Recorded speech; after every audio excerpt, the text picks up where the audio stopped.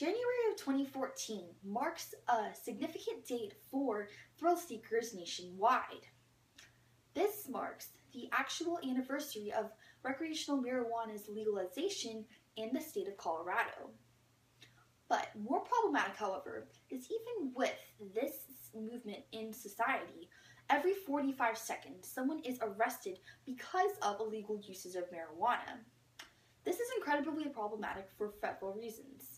But first of all, as International Business Times points out in their February issue of this year, commemorating the one-year anniversary of marijuana usage, that the long-term impacts of alcohol usage far outweigh the long-term impacts of marijuana usage.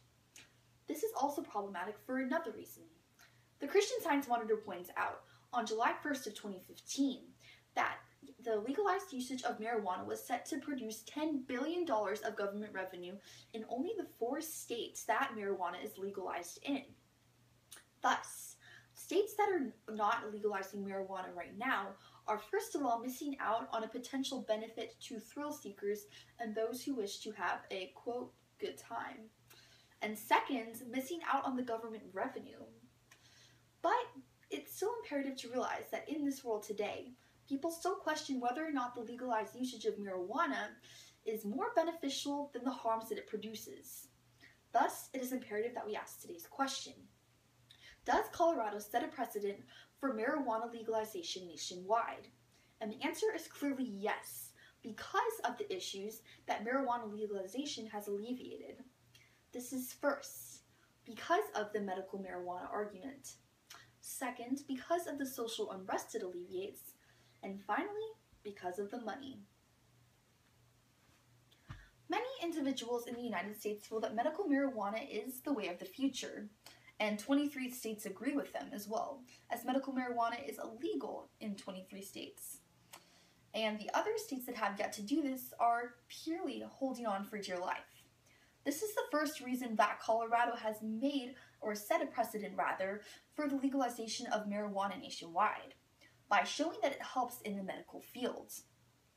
The Sun-Times explains on September 28th of 2015 that cannabis oil innovations and medical marijuana innovations are proved to have significant health benefits, especially to those who have find incredible toxic content of other kinds of drugs used to treat issues that are in the realm of psychology and for the elderly. But many of these studies forget the fact that marijuana usage is illegal in many American states. This is problematic because of the fact that these states feel that having medical marijuana legalized will lead to other issues, especially as the Miami Herald points out on September 24th of 2015, that in Florida currently there is a disputed case with a man who was tried with illegal usage of marijuana. But he claims that the usage of marijuana was because of the fact that he was using it for medical purposes. This creates a conflict of interest for many states who are looking to alleviate the kinds of court participation in the case of marijuana, because they feel that having medical marijuana legalized is not worth dealing with these disputed cases. But considering the fact that Colorado has not had an issue with this lately in the discrepancies, insofar as they've had none of these issues with marijuana legalized across the board, it's clear that many other states will be following the role of this because of the fact that medical marijuana and recreational marijuana may not have the predicted outcomes that many states have seen, or many states expected. This creates a world where medical marijuana and recreational marijuana are used in unison to create a more robust society. But also, police brutality in the United States has been pinned as mainly a racial issue. However, it clearly stretches beyond that. This is the second way that Colorado has set a precedent for the legalized usage of marijuana nationwide, by showing that the social unrest has declined significantly in 2 key ways. The first of which is regards to minorities. The Guardian explains on June 16th of 2015 that 260,000 undocumented persons have been deported from the United States when they were looking to establish citizenship legally because of unprecedented drug use.